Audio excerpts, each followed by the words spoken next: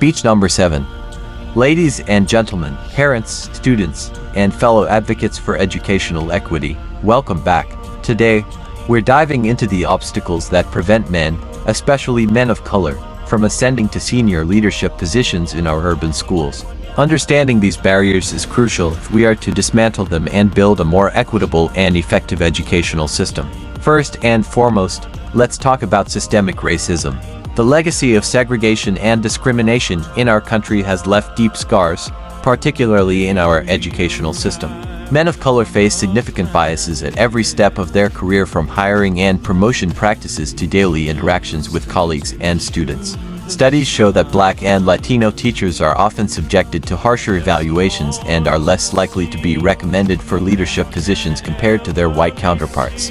This systemic racism creates a hostile environment that discourages men of color from pursuing or remaining in educational careers. Economic instability is another major barrier. Many men of color come from communities that are economically disadvantaged due to decades of discriminatory policies and practices. According to the U.S. Census Bureau, the median household income for Black and Latino families is significantly lower than that of white families. This economic disparity limits access to higher education and professional development opportunities, making it harder for men of color to acquire the credentials needed for leadership roles. Moreover, the funding disparities in our public school system exacerbate these challenges. Urban schools, which serve predominantly minority populations, receive significantly less funding than schools in more affluent areas. This lack of resources affects everything from classroom conditions to teacher salaries, creating an environment that is less attractive to talented educators and leaders.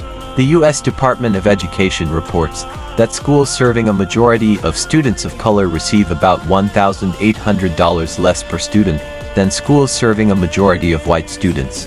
This funding gap is a critical barrier that needs to be addressed at the policy level. Another significant obstacle is the lack of mentorship and professional support. Leadership in education is often a journey that requires guidance, encouragement, and opportunity. Unfortunately, men of color frequently find themselves without mentors who understand their unique challenges and can provide the support needed to navigate their careers. A report by the American Educational Research Association found that teachers of color are less likely to have access to mentorship programs and professional networks, which are crucial for career advancement. Cultural biases and stereotypes also play a damaging role. Men of color often face harmful stereotypes that question their competence, authority, and suitability for leadership roles. These stereotypes not only impact hiring and promotion decisions but also affect the way students, parents, and colleagues perceive and interact with them.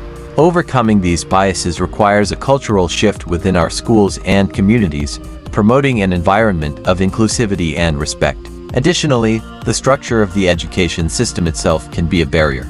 The traditional pathways to leadership often require extensive time and financial investment in higher education and certification programs, which can be prohibitive for those already facing economic and social challenges. Innovative pathways and alternative certification programs that recognize diverse experiences and skills could help bridge this gap. Finally, we must address the broader social and community challenges. Issues such as housing instability, health disparities, and limited access to quality childcare disproportionately affect men of color and their families. These challenges create additional stress and obstacles that can hinder professional advancement.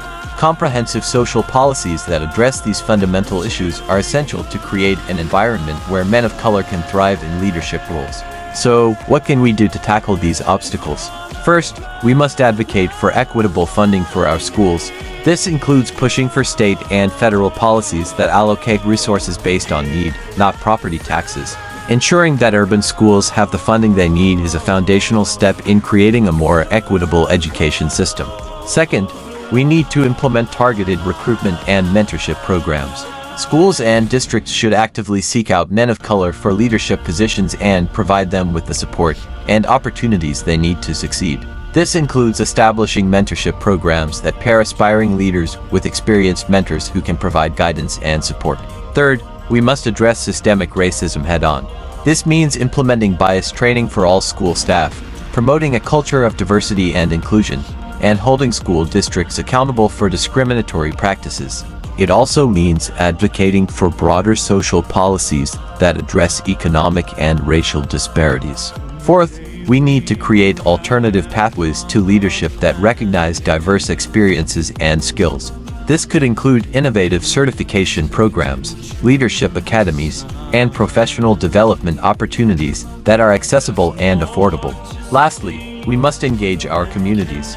Building strong partnerships between schools, parents, and community organizations can create a support network that helps men of color overcome the obstacles they face. Community advocacy can also play a crucial role in pushing for the policy changes needed to create a more equitable education system.